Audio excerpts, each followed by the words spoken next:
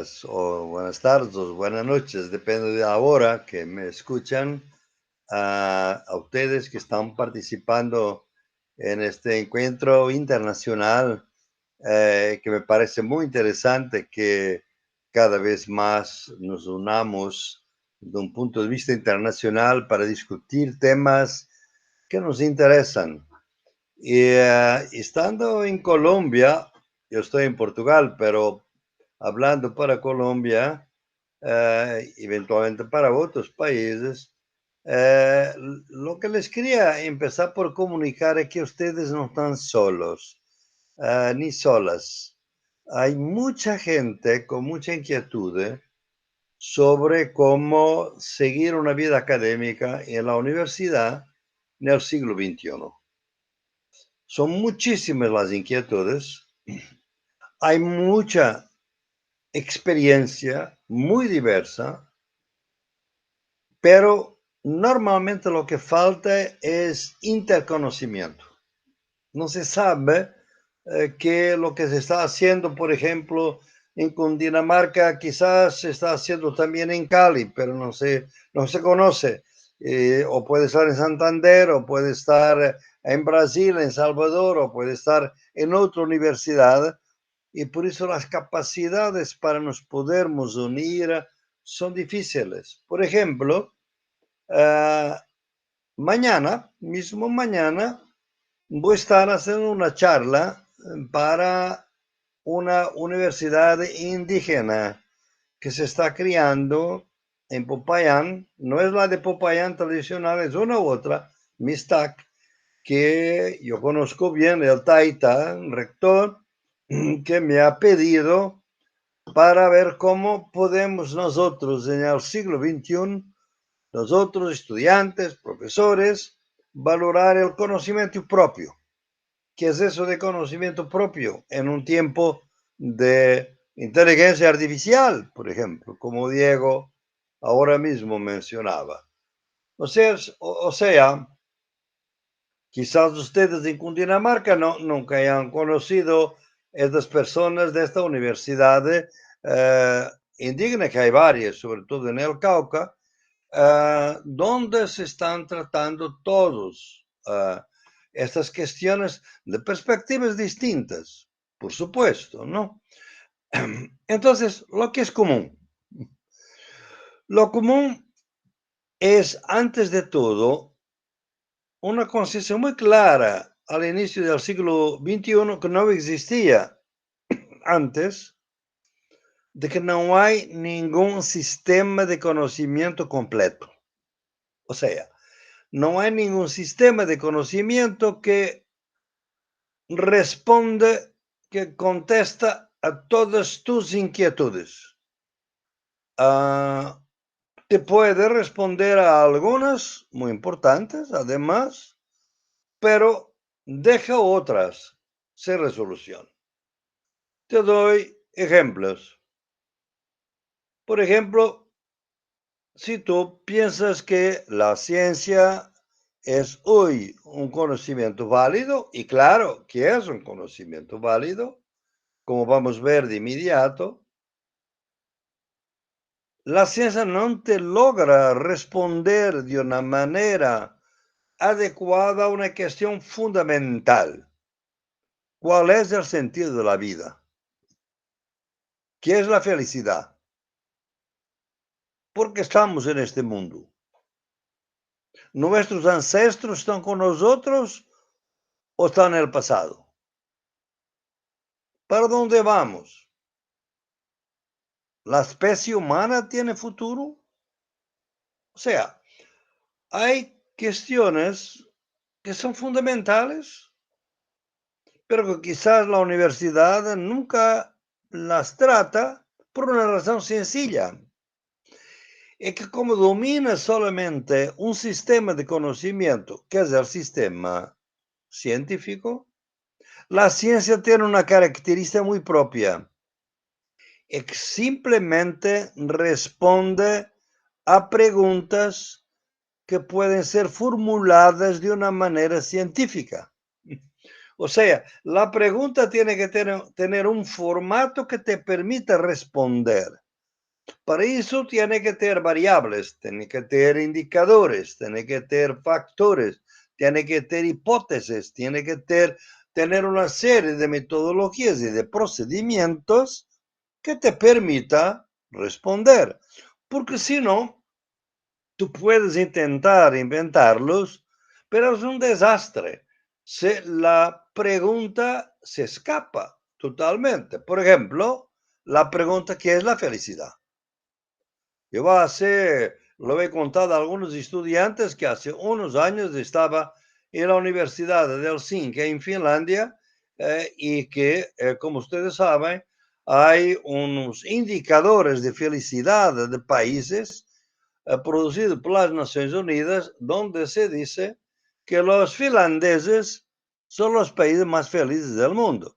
Hay una serie de indicadores, ¿no? De bienestar, de esto, etcétera, etcétera, etcétera. Pero para mí son indicadores que no indican la felicidad. Indican formas de vivir bien de alguna manera, pero eso no es la felicidad. Y entonces le pregunté a los estudiantes, entonces ustedes están en el país que es más feliz del mundo. Entonces tienen que responderme a una pregunta. ¿Por qué se suicidan tanto? Finlandia tiene una de las tasas más altas de suicidio de Europa. Hay varias razones que tú puedes indicar. Pero si las personas son tan felices porque se matan.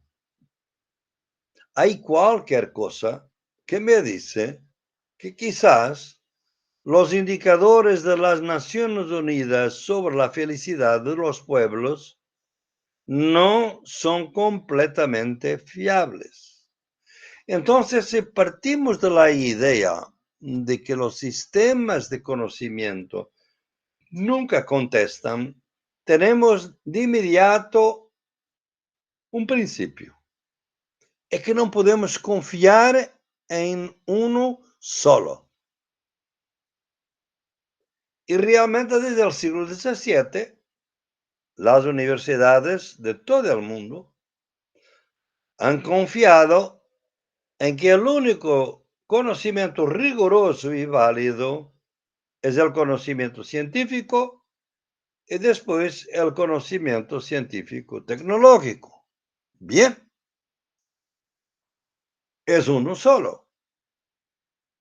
Entonces, las universidades reproducen este conocimiento. Pero, obviamente, como ya acabé de demostrar, hay otros conocimientos válidos. Porque, como yo siempre he dicho en mis trabajos, si yo quiero ir a la luna, yo necesito de conocimiento científico, tecnológico. Pero si yo quiero conocer la biodiversidad de la Amazonía, yo necesito de conocimiento indígena. Yo una vez en Putumayo, en Simundoy, encontré por la vez primera lo que llamaban un jardín botánico de tipo nuevo, porque las plantas no eran robadas, no vinieron de otros continentes, eran las plantas de Simbundoy y de Putumayo que los indígenas habían decidido cultivar de manera especial para memoria de sus conocimientos. O sea, otra manera, otro conocimiento válido. Entonces, aquí llegamos a la primera, digamos, hipótesis. Es que si no hay un solo conocimiento válido, no hay que rehusar en principio ningún de ellos. Por ejemplo, ahora la ciencia durante mucho tiempo ha rehusado todos los conocimientos propios, los conocimientos vernáculos, populares, campesinos, feministas, obreros del pueblo, por ejemplo, decir, ¿no? Y lo ha dicho de una manera brutal. Son opiniones subjetivas, no tiene supersticiones, no tiene ninguna validez, etcétera. Pero ahora, por veces, tenemos una situación inversa. hay algunas corrientes de un pensamiento dicho decolonial que de alguna manera nos dice que toda la ciencia es colonial y toda la filosofía eurocéntrica es colonial. Y como tal no es válida. Yo tampoco pienso que eso es cierto. Tampoco pienso. Porque para mí lo más importante es que la ciencia es un conocimiento válido, pero no es el único conocimiento válido. Entonces tendremos que valorar otros conocimientos y realmente es del encuentro entre los diferentes conocimientos que viene la innovación. La innovación nunca parte de un solo conocimiento. Si tú miras mismo la historia de la ciencia, yo he estudiado bastante la historia de la ciencia para mostrar que los grandes innovadores de la historia de la ciencia eran marginales, no han sido comprendidos por sus contemporáneos, porque no eran cientistas verdaderos para ellos, porque estaban pensando de una manera distinta, fuera de la caja, de lo que es normal en una ciencia. Así es lo que nos llamamos una ciencia normal, pero no eran capaces de hacer una ciencia revolucionaria, digamos, una ciencia que transforma. Y entonces, queda claro dos cosas. Primero, que no hay uno solo conocimiento válido. Segundo, que cada sistema de conocimiento tiene varias versiones. Es una tontería del pensamiento eurocéntrico cuando de repente descubre que hay una filosofía indígena y piensa que es siempre la misma. Mira, en Colombia hay 115 pueblos, 46 lenguas por lo menos. Cada pueblo tiene su lengua, muchos de ellos tienen su lengua y su filosofía. Claro que hay puntos comunes, pero he estado en varias partes de Colombia y de otros países de América Latina donde lo que me ha impactado es la diversidad dentro de algunos aspectos comunes. Y eso sí es lo que es importante. Es ver lo que en cada sistema, dentro de la diversidad, es común. Entonces, vamos a ver, por ejemplo, que dentro del sistema eurocéntrico de ciencia se crió una dicotomía que es prácticamente matricial, que es la diferencia entre la humanidad y la naturaleza. Dos realidades inconmensurables, porque como Descartes decía, la naturaleza no tiene dignidad divina, porque solamente los humanos pueden pensar el infinito. Los humanos son finitos, ¿no? Pero pueden pensar el infinito, pueden tener una idea de Dios. La naturaleza no. Y como tal, tú tienes esta idea de que hay una diferencia brutal, abisal, entre humanidad y naturaleza, ¿no? Claro que dentro de este principio tú tienes mucha diversidad.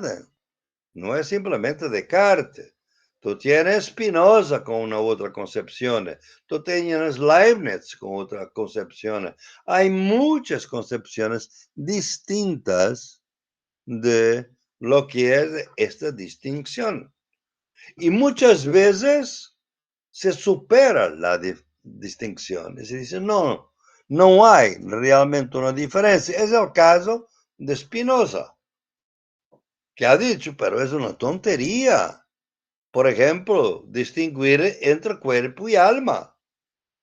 ¿Cómo podemos distinguir los dos si no hay nada que yo haga que no tiene mi cuerpo y no tiene mi alma? Son las dos cosas, son siempre juntas. ¿Por qué distinguirlas? O sea, realmente tenemos la idea de que todos los conocimientos tienen diferentes versiones. Y como tienen diferentes versiones, hay que escoger entre ellas. ¿Y cómo se escoge? Esa es la tercera cuestión. Es que hoy en día, cuando nuestros estudiantes vean, y porque son bastante, sobre todo cuando vienen de culturas distintas, no aceptan fácilmente una idea que ofende su historia.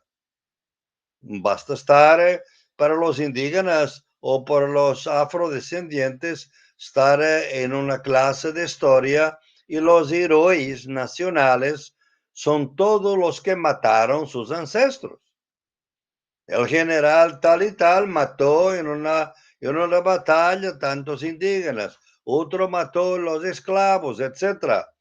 Mira, no es fácil para un joven estudiante mirar una historia, estudiar una historia donde su pueblo es siempre derrotado, donde su pueblo está en el lado errado de la historia. No es el lado del progreso, no es del lado de la civilización, no es del lado del desarrollo, es el lado del atraso, de la barbarie, etcétera, etcétera. Entonces, en estas condiciones, tú tienes que encontrar una manera de mirar el mundo a partir de la diversidad de los conocimientos. No quiere decir que todos los conocimientos son igualmente válidos y que son válidos para todas las cosas. No, de ninguna manera. Los que tendremos que hacer, pensar que tal vez los diferentes conocimientos se puedan enriquecer en la medida en que dialogan unos con los otros. Yo llamo a eso la ecología de saberes en las epistemologías del sur. Entonces, y ahora llegamos al punto central. ¿Cuál es la perspectiva epistémica que permite estos diálogos, estas traducciones y este reconocimiento de la diversidad epistémica del mundo? A mi juicio, es una propuesta entre otras, pero después de mucho trabajo de campo, con mucha gente trabajando en chabolas, trabajando y haciendo mi doctorado fue hecho en una chabola de Río de Janeiro, trabajando con los pueblos indígenas, con mujeres quilombolas o afrodescendientes defendiendo su tierra, trabajando con muchos movimientos sociales, me he dado cuenta de cómo ellos y ellas sabían cosas del mundo. No solamente conocían su conocimiento, sino tenían conocimientos científicos también. Por ejemplo, en la agricultura, conocimientos químicos, por ejemplo. Pero los mezclaban con los suyos y nunca dejaban de pensar que hay otros conocimientos suyos, con otras concepciones. Y fue ahí que a poco yo empecé a pensar que una perspectiva epistemológica que dé cuenta de esta diversidad epistémica es una perspectiva que busca validar los conocimientos nacidos en la lucha en contra de la dominación moderna.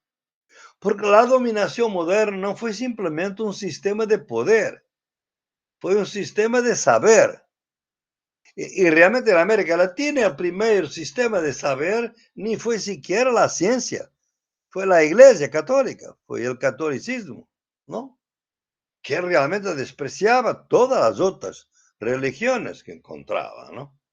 Por eso hay realmente un sistema que tenemos que ver, que si vamos a empezar por los conocimientos nacidos en la lucha, fue la lucha contra la dominación que obligó los pueblos a innovar, porque tuvieron que innovar en contra de la esclavitud, en contra de la discriminación sexista, en contra de la dominación capitalista, en contra de la dominación colonialista, y lo hicieron con conocimientos propios, no solamente propios, también del colonizador.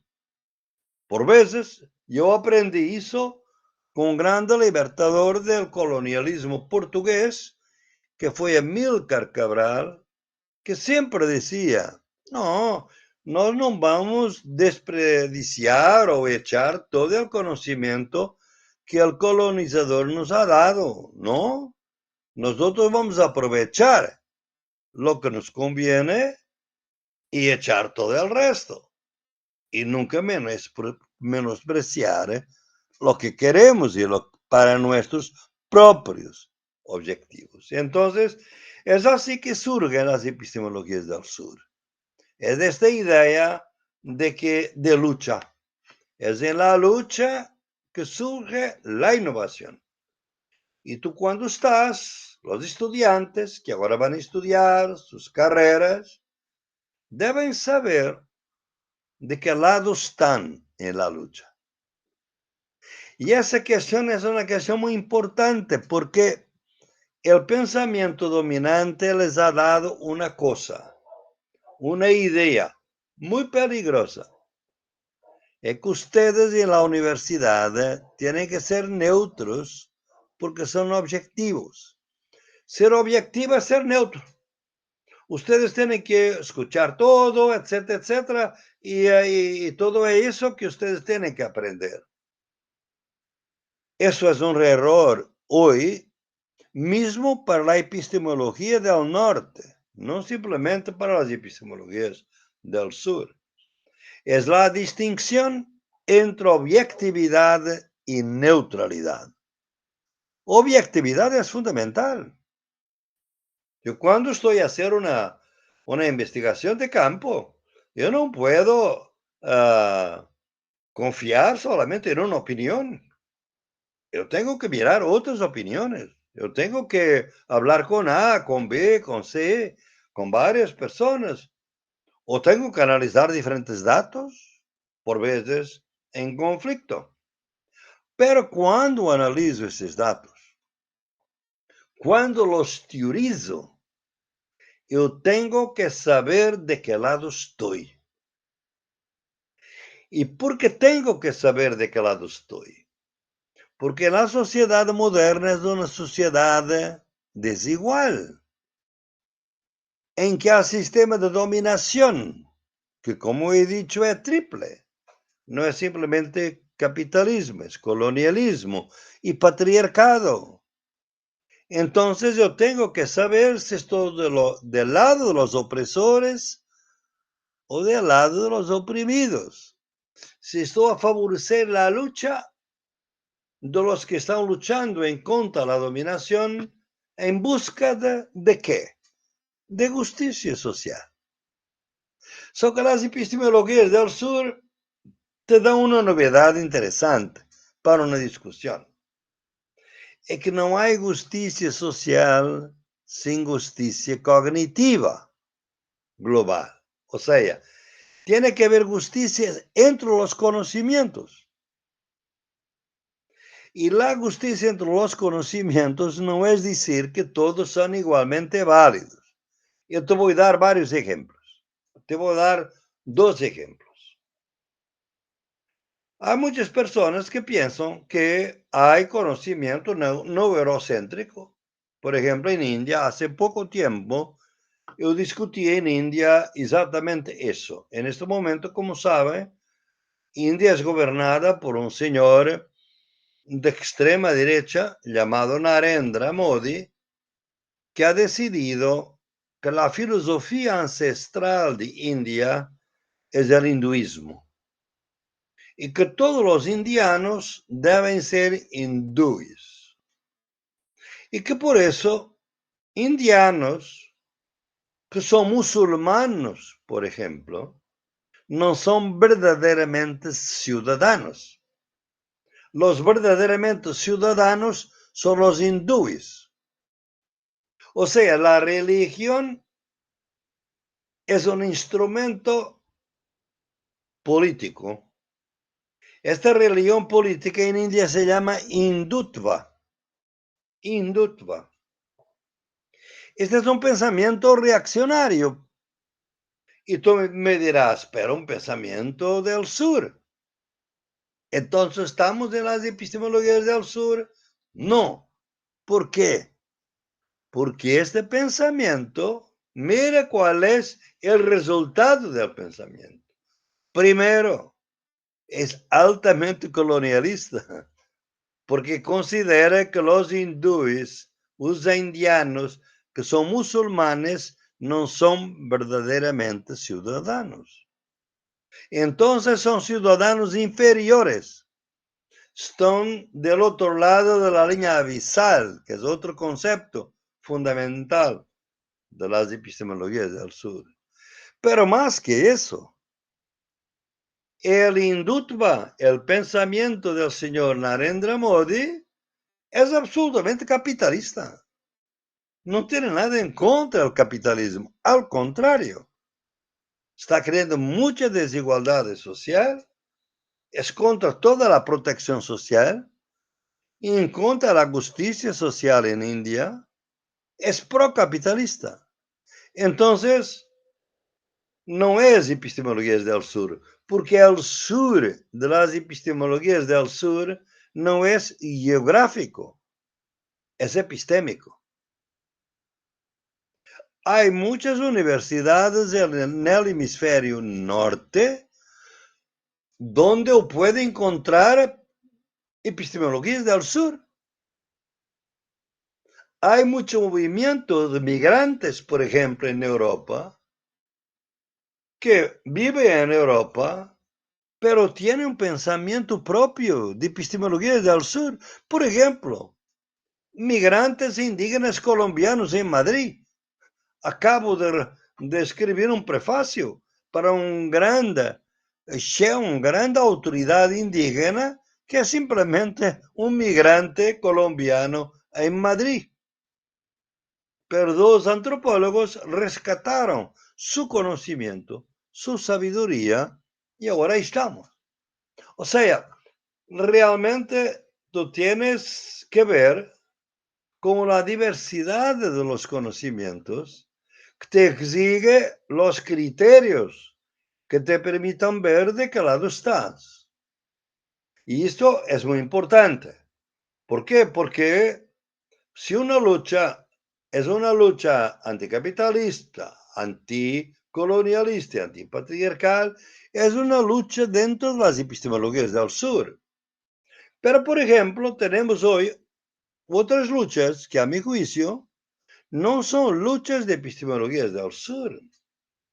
Por ejemplo, dentro del feminismo, hay hoy corrientes, sobre todo de mujeres blancas de clase media, que no son ni anticolonialistas ni anticapitalistas. Son, de hecho, en contra del hombre blanco. O sea, no quieren transformar el poder, quieren tomar el poder. Cuando un movimiento se separa de otros movimientos, puede caer en la mano de la extrema derecha.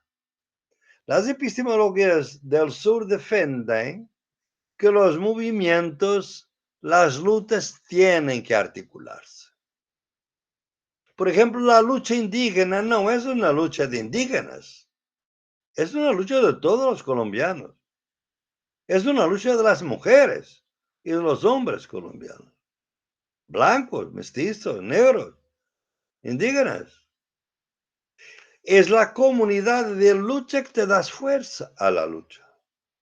Y por veces lo notamos. No sé si ustedes, todos obviamente conocieron esa muerte horrible de George Floyd en los Estados Unidos, cuando un policía puso su rodilla durante 8 minutos en el cuello de este negro y lo mató. Eso creó un movimiento enorme. Y la primera pregunta que se hacía era esta: si este señor fuera blanco, ¿el policía podría estar 8 minutos con la rodilla en su cuello? Seguro que no, porque eres negro. Ahora, solamente porque eres negro, no, porque eres pobre también. ¿Y podría defenderse solo? No. El movimiento de mujeres en los Estados Unidos, como ustedes han visto, los movimientos sindicales, todos se unido para defender la lucha en contra del racismo en los Estados Unidos. Pero era una lucha unida, articulada, de mujeres, de hombres, de sindicalistas, de indígenas, de negros, de mujeres de clase media y de mujeres negras y de mujeres indígenas. Esta articulación de las luchas es lo más importante. Es lo que nos falta hoy en el mundo. Entonces, tú puedes ver que a partir de ahí tú puedes encontrar instrumentos para te ayudar cuando tú estás para realizar tu investigación. Tú ves de inmediato varias cosas. Primero, interdisciplinaridad por todo lado. O sea, un joven que está en un barrio, como los he visto, por ejemplo, raperos de la ciudad Bolívar de Bogotá, cualquier estado. Gran poetas. Claro que nadie en Colombia va a considerarlos como poetas, pero son buenos poetas y son estimados por sus comunidades, son admirados por sus comunidades. Y la poesía en este caso es una forma de lucha. Porque aquí de un lado está la filosofía, del otro lado las ciencias sociales, del otro lado la poesía. No, aquí estamos en la lucha. Entonces, si tú estás para hacer trabajo de campo, por ejemplo, en ciencias sociales o en derecho o lo que sea, lo primero es mantener los ojos bien abiertos. Es que tú no puedes centrarte en una perspectiva sola. Debes tener un tema. Obviamente, tienes que tener un tema. Tú no puedes estudiar todas las cosas. Tienes que tener un tema. Pero en cuanto empiezas a discutir este tema, por ejemplo, la injusticia social, la discriminación social, el hambre, por ejemplo, la violencia urbana, la violencia doméstica, empieza a ver todas las diferentes contributos de las diferentes formas de conocimiento para poder realizar un trabajo más profundo, sin miedo, siempre con el principio de la objetividad, pero nunca con la neutralidad. Porque tú estás ahí, una de dos, o es a favor de miles de ciudades bolívares, o es a favor de acabarmos con las periferias donde no hay cuidado médico, donde no hay casas razonables para vivir, al lado de los condominios cerrados. O sea, es esa idea de lucha y de justicia social que está por ahí. Claro, y para terminar, esto de ninguna manera te lleva a despreciar las metodologías que fueron enseñadas por las ciencias sociales. Esas metodologías son un principio, son punto de partida, pero no son un punto de llegada. Ese que es el principal. O sea, tú sabes que esas metodologías, por ejemplo, te dice una cosa. Si tú tienes una entrevista, tú tienes que preguntar ciertas cosas y las cosas relevantes no te interesan. Supone que tú eres un joven que estás en el campo a preguntar sobre un tema cualquier, la maternidad, por ejemplo, de cuidado de los niños. Pero la persona con quien estás a conversar está preocupada con una deuda, está preocupada porque no tiene casa, está preocupada porque mataron a su marido, está preocupada porque tiene hambre. Si tú eres un cientista social convencional, tú vas a decir a esta señora, disculpe, eso no es relevante para mi investigación. Yo estoy estudiando este tema, no me interesan los otros. En las epistemologías del sur, no, porque tú estás perante un sujeto. La persona nunca es un objeto. Como no es un objeto, tiene que ser tratado como sujeto. Y un sujeto es una totalidad, donde el germen de lo divino existe. Porque esa es la gran capacidad de los humanos. Es que no son divinos, pero son capaces de pensar que hay el infinito, que hay el divino.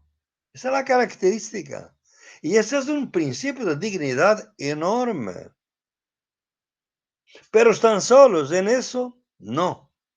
Y aquí viene la última complejidad que les quiero dar. Es que muchos de ustedes pueden pensar, mira, bien, yo estoy preocupado con eso, pero sí, está todo centrado mucho en el neurohumano, en la naturaleza. Cuando veo el colapso ecológico, por ejemplo, de que habla vuestro presidente Gustavo Petro, habla de eso, colapso ecológico.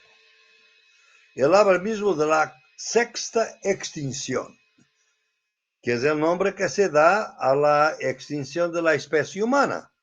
O sea, el planeta puede seguir para siempre, pero la especie humana puede acabar, por ejemplo, si la temperatura del planeta calienta demasiado, porque los habitantes humanos solo pueden vivir dentro de un límite máximo y mínimo de temperatura relativamente limitado. Y por eso, si estos límites cambian mucho, puede extinguirse. Y aquí viene la innovación. Es el problema que te trae la innovación. Pero la innovación, tú respondes a la innovación si sales del sistema de conocimiento que creó el problema para otro sistema. Porque si el problema es colapso psicológico, tú no puedes confiar exclusivamente en la ciencia para resolver el colapso psicológico, porque la ciencia y la tecnología fueron los que crearon el colapso. Fue este conocimiento. Ahí entran las epistemologías del sur. Ahí entra el pensamiento propio. Ahí entra el pensamiento indígena que yo discutía hace 3 semanas en Cali, que es el principio muy sencillo y que yo les pregunto si ustedes hacen una clase solamente para discutir esta cuestión. ¿La naturaleza nos pertenece o nosotros pertenecemos a la naturaleza? Basta esto. Ustedes tienen una discusión muy buena y ven de inmediato que en cuanto al pensamiento occidental, vos ha creado la idea de que la naturaleza nos pertenece y por eso podemos destruirla porque es propiedad nuestra. donde el pensamiento originario nos dice que nosotros pertenecemos a la naturaleza, bien, es otra cosa, porque la naturaleza es nuestra madre. Tú no puedes matar a tu madre, tienes que cuidar de tu madre. Entonces hay que tener cuidado. Y ahí viene todos los diferentes conceptos de productividad que hoy he trabajado bastante. Ustedes saben que en mi trabajo de epistemología yo contrapongo a 5 monoculturas las 5 ecologías. No son una, son 5 ecologías. Ecologías de saberes, ecologías de temporalidades y de tiempos, de escalas, de clasificaciones y de productividades. Ustedes tienen eso en mis libros y pueden empezar a discutir y quién sabe si ustedes, y sé que es lo bonito de las epistemologías del sur, es si ustedes en vuestra clase, discutiendo estos temas, me escriben y me dicen, Boaventura, o Boa, como me llamo normalmente, me parece que no son 5 las ecologías, son 6 o son 7. Vamos a analizar. Yo estoy completamente dispuesto a analizar porque pienso que todo el trabajo es colectivo y que todo el trabajo está en curso. Nada está concluido en cuanto vivamos. Entonces, estas serían algunas ideas que yo podría dar para empezarmos una discusión que, por lo que Diego me ha eh, puesto, sea una discusión larga para mucho tiempo, pero eso es con ustedes. Yo colaboraré en todo lo que quieren, pero esto sería un principio para nos situarmos dentro de un paisaje epistémico de pensamiento y de sentimiento, del sentir pensar de Orlando Falsborda, que nos permita caminar dentro de la problemática de la inquietud del mundo. No sabemos en este momento si va a haber guerra, no sabemos si la democracia va a sobrevivir, no sabemos si la especie humana va a sobrevivir. Son preguntas muy fuertes. Entonces, hay que saber preguntarlas de una manera más compleja do que hasta ahora. Muchas gracias.